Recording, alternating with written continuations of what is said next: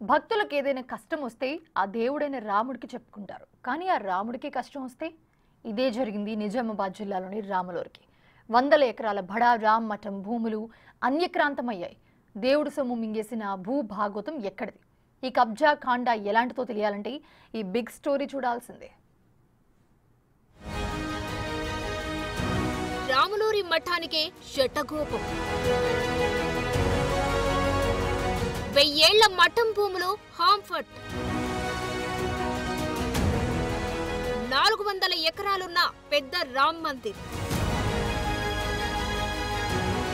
కౌలు చెల్లింపు లీజు లెక్కల్లో గోల్మాల్. ధూపదీప నైవేద్యాలకు లేని దైన్యం. రంగంలోకి దిగిన దేవాదాయ శాఖ. దేవాదాయ శాఖ ప్రమేయం వద్దంటున్న దేవాలయ పరిరక్షణ సమితి సభ్యులు. ఇదిగో ఇది చూసారా? నిజామాబాద్ నగరంలోని 1000 ఏళ్ల నాటి బడారం మఠ్. దీన్ని పెద్ద రామ్ మందిర్ అని కూడా పిలుస్తారు. అయితే ఈ రాములూరికి గతంలో దాతలిచ్చిన భూముల లెక్కలు ఎంతకీ తేలడం లేదు. ఏ భూమి ఎక్కడుందో, ఎవరు దాన్ని ఆక్రమించారో అంతు చిక్కడం లేదు. దీంతో ఇన్నేసి ఆస్తిపాస్తులుండి దైనందిన ధూపదీప నైవేద్యాలకు దిక్కులేని దైన్యం తాండవించింది.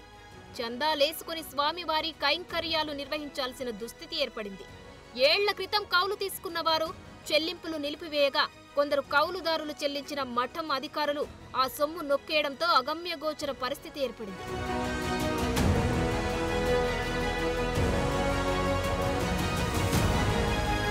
ఈ భూభాగవతం నిజామాబాద్ 2 టౌన్ పోలీస్ స్టేషన్ మెట్లు ఎక్కింది. మఠంలో అధికారులమని చెప్పుకుంటున్న వారు కౌలుదారుల చెక్కులను దారి మళ్లించినట్టుగా గుర్తించారు. అంతేకాదు లీజు ముగిసిన భూములను అమ్మేందుకు ప్రయత్నిస్తున్నారన్న సమాచారం మేరకు రంగంలోకి దిగారు పోలీసులు. దాదాపు 480 ఎకరాల్లో మేము నిజామాబాద్లో పాయింట్అవుట్ చేసింది 65 ఎకరాల దాకా మేము చూసొచ్చాము మొత్తము. ఇక నందిపేట అటున్నాయి, సారంగపూరు గ్రామంలో ఉన్నటువంటి వాటిని ఇంకా చూసుకోలేము. ఏడి సర్వే వాళ్ళు వచ్చినప్పుడే పోదామని చెప్పేసి అన్నారు. నందిపేట గ్రామంలో ఉన్నది, వెల్మల్లో ఉన్నది, బోర్గాంకేలో కూడా ఉన్నాయి. వాటిని ఇంకా గుర్తించలేము. బోర్గాంకే మా గ్రామ ప్రజలు ఉండి చూయించారు వాళ్ళు. అదంతా చెరువు కిందికి ఇట్లా నీళ్లు వచ్చే విధంగా ఉన్నది. వారి సార్ని కూడా ఒకసారి తీసుకుపోయేటటువంటిది ఉన్నది. అదేవిధంగా బైన్సాలో కూడా ఉన్నటువంటి వాటికి అన్నిటికీ పోయి వచ్చాను నేను. కానీ బైన్సాలో ఉన్నటువంటి 2 సర్వే నంబర్లు ఆ ప్రాజెక్టులో మునిగిపోయినాయి. అదేవిధంగా దీంట్లో ఉన్నటువంటి మన చుచుందాలో ఉన్నది కూడా ప్రాజెక్టు బ్యాక్ వాటర్ కింద మునిగిపోయి ఉన్నాయి. నిజామాబాద్లోనే బడారం మట్కి, గాజుల్పేట్లోనే పెద్ద రామ్ మందిర్, సారంగపూర్లో హనుమాన్ ఆలయాలు అనుబంధంగా ఉన్నాయి. ఈ దేవుడి మాన్యాల వ్యవహారంలో వచ్చిన ఫిర్యాదుల మేరకు 2 అధికారులకు 41 PRC కింద నోటీసులు ఇచ్చారు పోలీసులు. మఠం అధికారులను అసలు ఎవరు నియమించారన్నది కూడా చర్చనీయాంశంగా మారింది. ఏళ్ల తరబడి మఠంలో తిష్ట వేసిన వీరిపై భూములను స్వాహా చేయడంతో పాటు కౌలు డబ్బులు కూడా మాయం చేయడం, కుండీ లెక్కలను సైతం తేడాగా రాయడం వంటి ఆరోపణలున్నాయి. ఈ మఠానికి సంబంధించి ఆదిలాబాద్ జిల్లాలో 149 ఎకరాలు ఉంది, నిజామాబాద్లో 213 ఎకరాలు ఉంది. అది కాకుండా మహారాష్ట్రలో 117 ఎకరాలు ఉంది. మొత్తంగా 480 ఎకరాలు ఈ దేవాలయానికి భూములు ఉన్నాయి. ఇవి ఇంతకుముందు వారి కబ్జాలో అంటే అన్యాక్రాంతమైన కొన్ని ఉన్నాయి. వాటిని ఐడెంటిఫై చేయడానికి కూడా మేము ఏడీ సర్వే ల్యాండ్ రికార్డ్స్ వాళ్ళకు కూడా రాయడం జరిగింది. మాకు జిల్లా కలెక్టర్ గారు కూడా సహకరించి వారు కూడా ఎన్నో మార్లు ఏడీ సర్వే ల్యాండ్ రికార్డ్స్ వాళ్ళను కూడా హెచ్చరించడం జరిగింది. ఈ మధ్యకాలంలో నేను ప్రత్యేకంగా ఒక 8 విలేజ్లు తిరగడం జరిగింది. అందులో గతంలో మఠాధిపతికి కొంత వాళ్ళు పైకం చెల్లించినారని కూడా తెలిసింది. వారిని నేను కూర్చోబెట్టి పర్సనల్గా మాట్లాడితే వారు ఇప్పటికీ మనకు ఒక 18,000 ఒక దగ్గర, తర్వాత ఒక దగ్గర 15,000 ఇలా లీజులు కూడా మనకు కౌలు కూడా ఇవ్వడం జరుగుతుంది. మహారాష్ట్రలోని సజ్జన్గఢ్లో బడారం మఠం ప్రధానాలయం ఉంది. ఛత్రపతి శివాజీ మహారాజ్ గురువైన సమర్థ రామదాస్ హయాంలో ఈ మఠం ఏర్పడిందన్న చరిత్ర ఉంది. ఇందులో భాగంగానే ఈ మఠానికి నాడు ఎందరో దాతలు 100 ఎకరాల భూములు దానంగా ఇచ్చారని అంటారు దేవాదాయ పరిరక్షణ సమితి సభ్యులు. తక్షణమే ఆ కబ్జా కోరుల చేతుల నుంచి ఆ భూములను తిరిగి రామ్ మఠానికి అప్పయ్యపాలని చెప్పేసి కోరుతున్నాం. అదేవిధంగా ఈరోజు ఎండోమెంటు ఏం చేసిందంటే ఆ మఠానికి సంబంధించిన 1000 సంవత్సరాల నుంచి మఠానికి సంబంధించిన భూమిని ఇక్కడున్న కబ్జాకోరులు, ఇక్కడున్న కౌలుదారులు, ఇక్కడున్న మఠాధిపతులకు సంబంధించిన సక్రమంగా లెక్కలు చెప్పకపోవడము, దాని వ్యవస్థ సరిగ్గా చూడకపోయేసరికి ఎండోమెంట్ ఈరోజు కబ్జా చేసుకొని ఎండోమెంట్ ఆధీనంలోకి తీసుకొని దాన్ని పర్యవేక్షణ చేస్తుంది. దానికి సంబంధించిన రికార్డు ఈరోజుకు పోయి చూస్తే పెద్ద రామ మందిర్లో రికార్డుకు గదికి తాళం వేయడం జరిగింది. ఇదేందని అడిగితే ఎండోమెంట్ తీసుకున్నదని చెప్తున్నారు.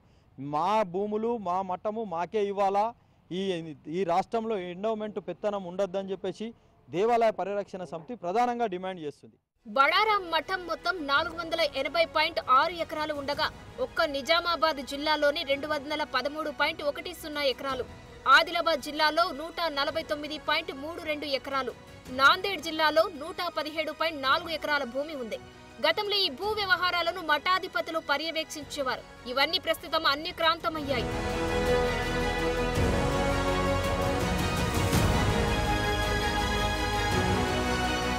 నిజామాబాద్ శివారుల్లో మోపాల్, నందిపేట్, రెంజాల్, ఎడపల్లి మండలాలలో ఎక్కువగా ఉన్నాయి ఈ భూములు.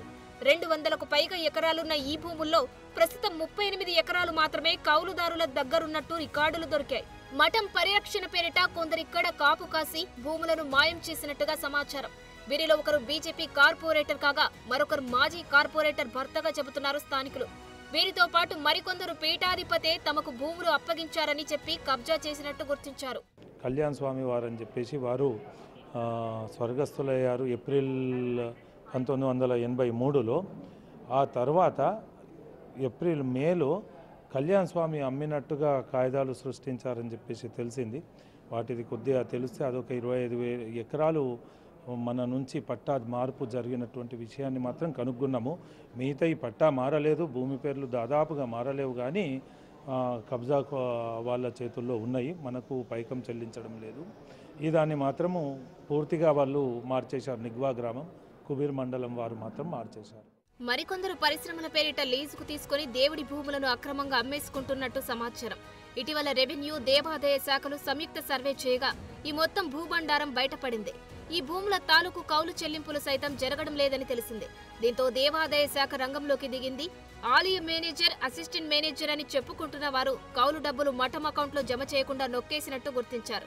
గత మఠాధిపతి మరణించడం, కొత్త మఠాధిపతిని ఏ ప్రామాణికాలతో నియమించారో తెలియకపోవడం వంటి పలు అనుమానాలున్నట్టు చెబుతున్నారు.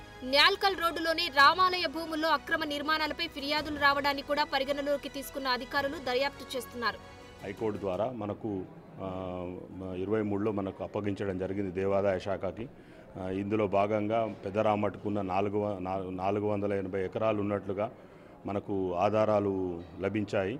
వీటిలో అంతా అన్యక్రాంతమైనవి. ఇంతకుముందు వారు కౌలును వసూలు చేసి సొంతానికి వాడుకోవడము, ప్రైవేటు వ్యక్తులు ఇది చేయడం జరిగింది. మేము తీసుకున్న తర్వాత సుమారుగా ఒక 60 ఎకరాలను ఇప్పటి వరకు గుర్తించడం జరిగింది. కొన్ని ఒక 20-30 ఎకరాలకు కౌలును కూడా వసూలు చేయడం జరిగింది. అలాగే ఇంకా వారు కూడా అంగీకరించారు, మిగతా వారు కూడా 30 ఎకరాల వారు కూడా. తదనంతరం మేము ఈ బైన్సా అని అక్కడ కూడా ఉన్నాయి, నాందేడ్లో కూడా ఉన్నాయి. ముందు ఇక్కడ లోకల్గా ఉన్నాయని చూసిన తర్వాత నాందేడ్ అక్కడ కూడా అప్రోచ్ చేద్దామని మేము మా ఉన్నతాధికారుల ఆదేశాల మేరకు పనిచేస్తున్నాము. ఇక్కడ మరో వివాదం కూడా రాజుకుంటోంది. ఈ భూములపై దేవాదాయ శాఖ పెత్తనమేంటని ప్రశ్నిస్తున్నారు దేవాలయ పరిరక్షణ సభ్యులు. ఈ భూముల గుర్తింపు, కౌలు వసూళ్లు, ఇతర నిర్వహణ బాధ్యతలు తమవేనంటున్నారు దేవాదాయ శాఖ అధికారులు. అన్ని రికార్డు ప్రకారంగా అయితే అన్ని దేవాదాయ శాఖ పరిధిలోనే ఉన్నాయండి. ముఖ్యంగా మనకు 213 ఎకరాలు నిజామాబాద్ జిల్లాలో ఉందండి. దాంట్లో ఇప్పటి వరకు మేము 60 ఎకరాల వరకు మనం ఎంత ఉంది అనేది తీయడం జరిగింది. 60 ఎకరాలు ఇప్పుడు నేను పర్సనల్గా కూడా కొన్ని విలేజెస్ తిరిగి రావడం జరిగింది. మనకు టౌన్లోనే కొన్ని వాళ్ళు సర్వే వాళ్ళు చూపించారు, కానీ పూర్తిగా అంటే కొన్ని కన్స్ట్రక్షన్ అయ్యి హౌజెస్ కూడా ఉన్నాయి. అవి కూడా పూర్తిగా అంటే సర్వే నెంబర్ వైజ్ మేము తీసుకోవడం జరిగింది. కానీ అది ఎవరు పొజిషన్లో ఉంది అనేది మనకి ఏడీ సర్వే ల్యాండ్ రికార్డ్స్ కంప్లీట్ అయితే కానీ సర్వే అవుతా కానీ మనం పూర్తిగా వివరాలు ఇవ్వలేకపోతాము. మోపాల్లో మనకి ఇప్పుడు 2 ఎకరాల 15 గుంటలు ఉంది. దానికి ఇప్పుడు మనకు 15,000 వరకు లీజ్ వస్తుంది. గతంలో ఈ లీజును వేరే వాళ్ళు తీసుకునేవాళ్ళు, దాన్ని కాకుండా మేము ఇప్పుడు తీసుకోవడం జరుగుతుంది. బ్యాంకులో ఆల్రెడీ జమ చేయడం కూడా జరిగింది. అంటే వాళ్ళు స్వచ్ఛందంగా హ్యాండ్ ఓవర్ చేసిన తర్వాత ఇక మనం కేసు పెట్టాల్సిన అవసరం లేదు కదా. ఎవరైతే ఇవ్వరో వారి మీద మేము కంపల్సరీగా క్రిమినల్ కేసు ఫైల్ చేయడం జరుగుతుంది.